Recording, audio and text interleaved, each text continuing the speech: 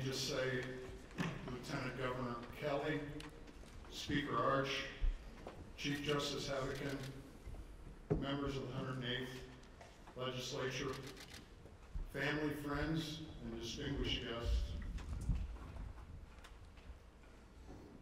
my fellow Nebraskans, we live in a very special place where the son of a tenant farmer and seamstress can get a good education, go to college, receive a doctorate in veterinary medicine, raise a family, build a business, and be elected to lead the greatest state in America.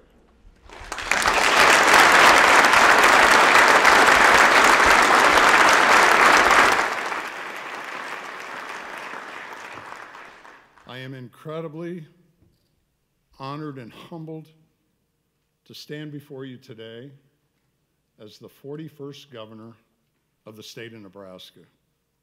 And I am incredibly excited to work with each one of you to serve the people of Nebraska.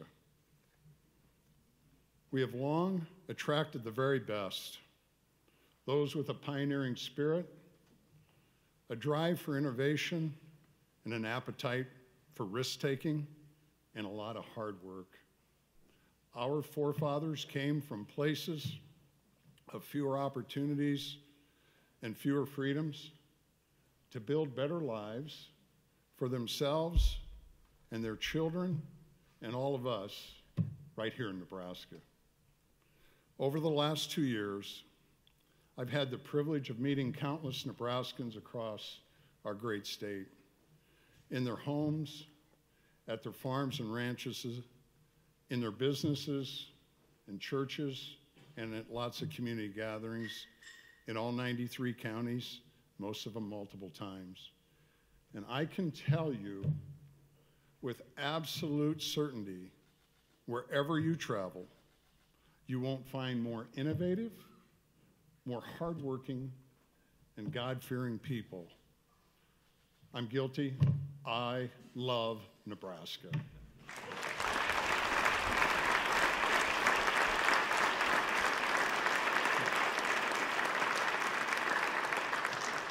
I think you all agree there is truly no place like it.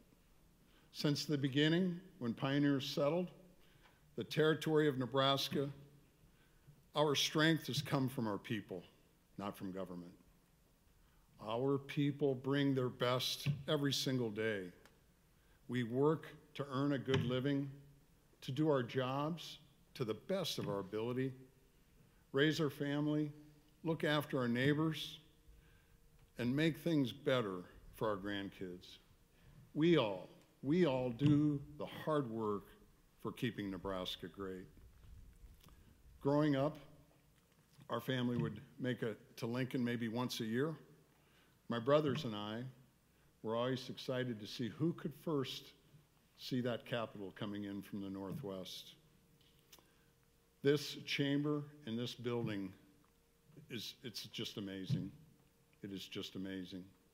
But I believe it's important for us all to remember that as incredible as this building and chamber are, we don't look to this building for prosperity. Prosperity comes from the private sector. Families, ranchers, business leaders who work hard, innovate, and take risks. We don't look to government for our rights and freedoms. Those are innate, God-given by our God Almighty. And we don't want to be handed anything. We want to earn every bit of it.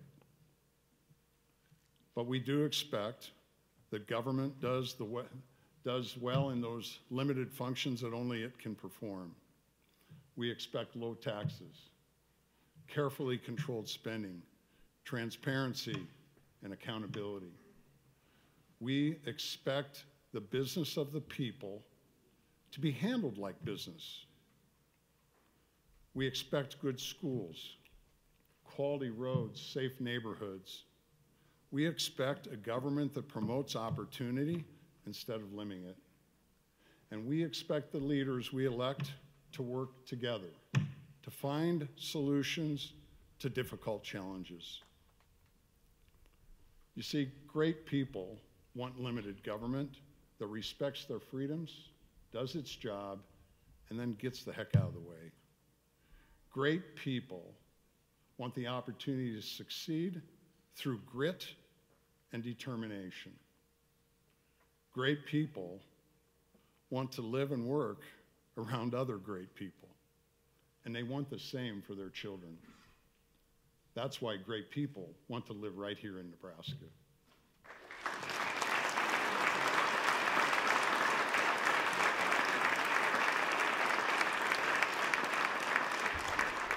And the demand for the good life is as strong as ever.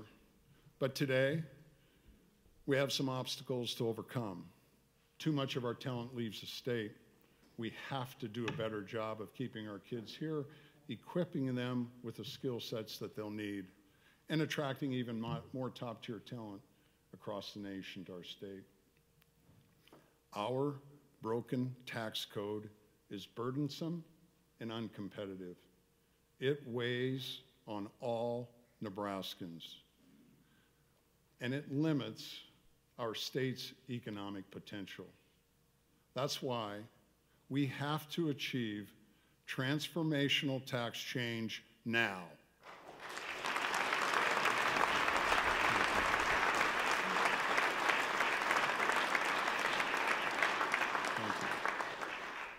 Our state funding education formula is outdated and unfair. Too many of our students, state aid to education must be modernized so that it is more equitable, meeting the needs of our students in all across communities in Nebraska. All Nebraskans agree. We never, ever give up on kids, and we all agree that they are our future. We can never, ever, ever give up on our kids.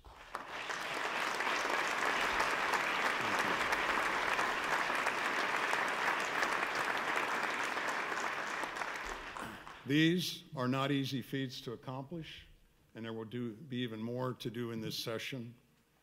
The question for all of us today is whether we can live up to the example set for us by those we serve. Can we live up to the example set for us by those we serve? Whether we can come together and do the big, difficult things that require us to secure a more prosperous future. As I look to the 108th Nebraska legislature, the answer is clear. We can do big things by working together.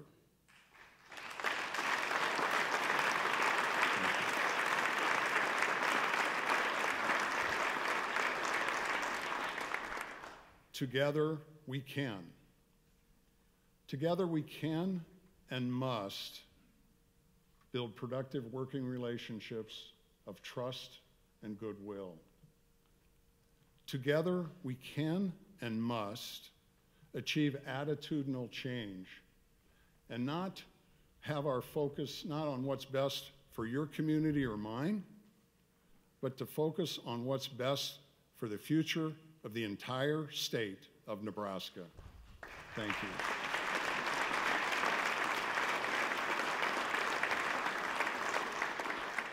And together, we can and must rise to meet any challenge, overcome any obstacle, and do the hard work of keeping Nebraska great for the generations to come. I'm here to do my part, to bring my knowledge and experience to the table, and to listen to all Nebraskans, to advocate for the values and interests of our citizens from the Missouri River to Harrison and everywhere in between, to hold our cabinet agencies to the highest standards of performance and expectations, and to treat our tax dollars as my own. My dad taught me that every nickel matters. We need to treat nickels like manhole covers. making decisions with fiscal conservatism and the constant drive to do more with less. I will work as a good faith partner with my fellow constitutional officers, the judiciary, and the legislature in doing the people's work. As we embark on a new chapter of Nebraska's history, I want to thank all of you for answering the call to public service. Also to thank your families and mine for being there supporting us, because we'll need their help to do the hard work that lies ahead. So thank you.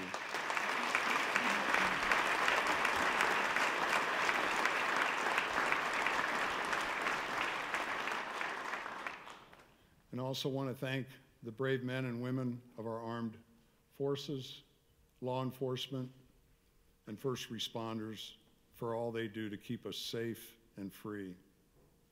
And most of all, I want to express my thanks to the people of Nebraska for placing their trust in all of us here. May we always prove worthy of their faith and confidence. Today, I'm joined in the chamber by my bride, Suzanne, and our incredible family. We're so proud of our children, Sarah, Brock, Polly, and Isaac, our daughter-in-law, our son-in-law, Jared, and our daughter-in-law, Sarah, and my grandbabies, Will, Hallie, Eloise, Henry, Harrison, Ava, and Thomas.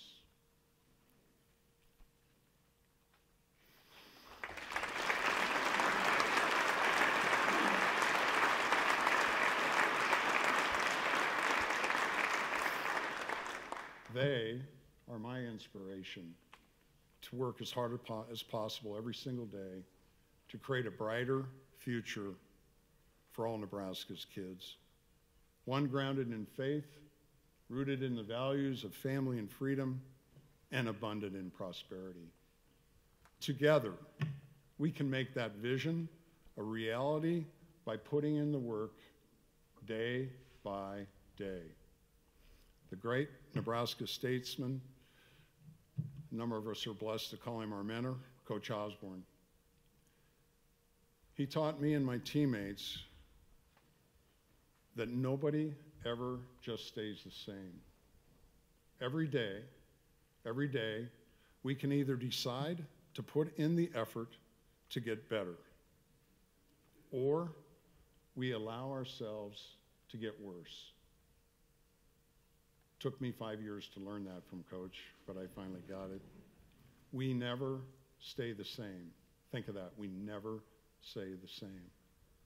So let's all commit to getting better each day, aspiring to be the greatest examples of our forefathers. When we do, we will look back on this first session of the 108th Nebraska Legislature with pride for all we've accomplished together. May God guide all of us in our work, bless us and our families, and may God continue to bless the great, great state of Nebraska. Thank you all very much. Thank you.